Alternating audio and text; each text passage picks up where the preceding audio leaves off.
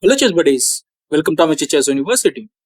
Today we'll be looking at the round 2 game from Pool A of the Fide Grand Prix Leg1 tournament in Berlin. Now this game was played between Esipenko and Hikaru Nakamura and it features some beautiful moves.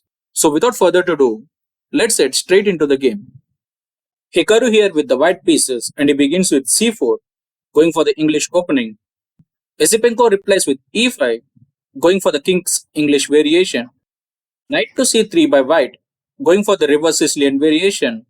And knight to f6 by black, going for the two knights variation of English opening. Here white played knight to f3 and black played knight to c6. Now we have the four knights variation on the board. Now white pushes the g2 pawn to g3, opening the fianchetto line for the bishop. And black pushes the d7 pawn to d5. c4 pawn captures a pawn on d5 and knight at f6 captures the pawn on d5. Here white plays the light square bishop to g2, preparing itself for castling, and black brings the dark square bishop to c5. Now Hikaru goes for the king side castling and Esipenko also does the same. Now white brings the queen to c2. There are two games in the database where the knight at d5 captures the knight at c3. And black moved the knight at c6 to d5. However, Esipenko here moved his knight at d5 to f6. And it is as of move 8 that we have a completely new game. Here Hikaru pushed his a2 pawn to a3, blocking the b4 square from the access of the dark square bishop as well as the knight. Esipenko moved his knight from c6 to d4. Now knight captures a knight on d4 and e5 pawn captures a knight on d4, targeting the knight at c3. And here Hikaru played his b2 pawn to b4, targeting the dark square bishop at c5. The best idea for Esipenko here is to move his dark square bishop to e7. However, he moved his dark square bishop back to b6. And now Hikaru moved his knight at c3 to a4, targeting the dark square bishop at b6. And here Esipenko moved his rook at f8 to e8, targeting the e2 pawn. Now knight captures the dark square bishop at b6 and a7 pawn captures the knight at b6, giving the black rook at a8 the semi-open file. Here Hikaru pushed his e2 pawn to e3. Esipenko didn't capture the pawn at e3. He pushed his d4 pawn to d3, targeting the queen at c2. And Hikaru moved his queen from c2 to c3. Now Esipenko moved his knight from f6 to e4, attacking the queen at c3. And Hikaru moved his queen to c4, launching a double attack on the knight at e4. Now the best idea for Esipenko in this position was first move his queen to f6, targeting the rook at a1, and then bring his light square bishop f5.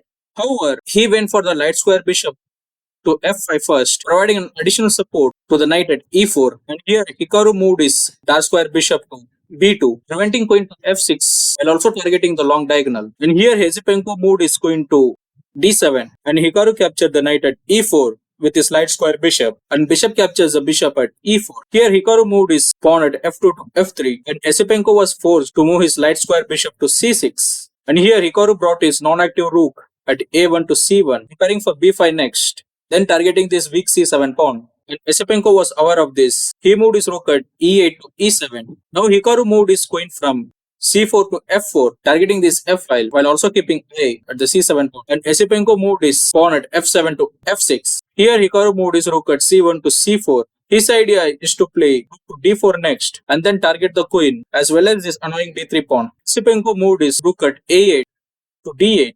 Now, even if Hikaru plays rook to d4 next, then Esipenko can move his queen to e8. So after rook to d8 by Esipenko, Hikaru brought his other rook from f1 to c1, doubling up on the c file.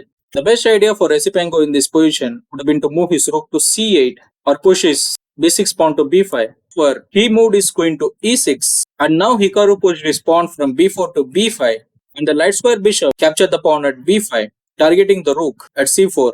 Since the bishop has moved away from this diagonal, Hikaru moved his rook at c4 to e4, targeting the queen at e6, and Esipenko was forced to move his queen back to f7. Now rook captures the rook at e7 and queen captures the rook at e7. And here Hikaru captured the pawn at c7 with his rook at c1, creating an undefended double pawn chain for black. while also targeting the queen at e7. And here, Esipenko moved his rook to d7. Here, Hikaru didn't go for the rook exchange because if he captures the rook at d7, then Esipenko would capture the rook at d7 with his queen, and this dangerous pawn at d3 will be protected twice. So after rook to d7 by Esipenko, Hikaru played his rook to c8, delivering a check, and Esipenko blocks it by playing rook to d8. If you look at this position, both Hikaru and Esipenko has a queen and rook, while Hikaru has a dark square bishop, Esipenko has a light square bishop, and Hikaru has a better pawn position. However, this pawn at d3 is still a huge threat for white, and Hikaru has to find a way to eliminate it. He did it beautifully in the next move, so feel free to pause the video and try to figure out the move played by Hikaru in this position to gain an advantage.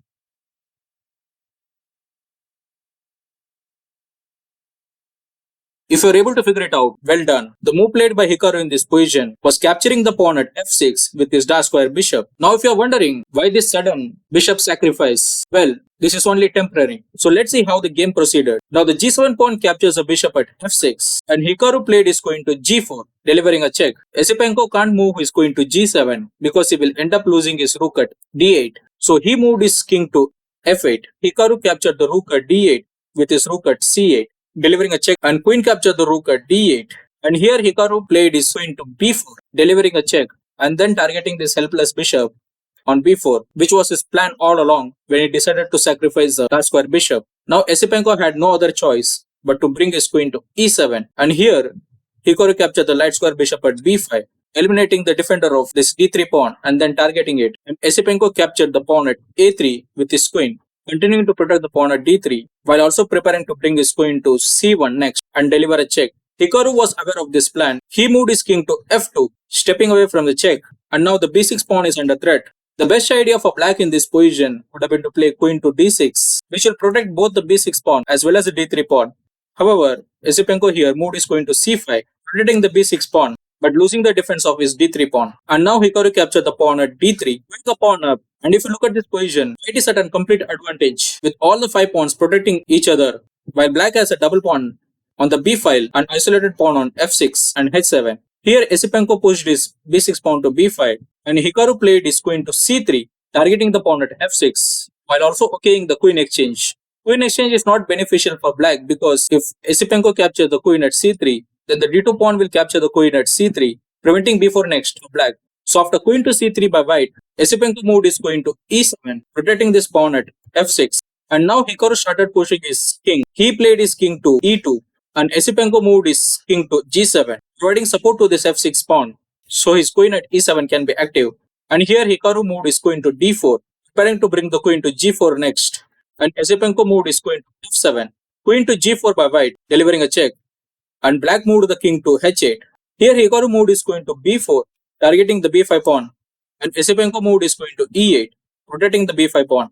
Now Hikaru moved his queen to d6, targeting the pawn at f6, and Esipenko again moved his queen to f7, queen to c5 by white, targeting the pawn at b5, and black moved the queen to e8, again protecting the pawn at b5.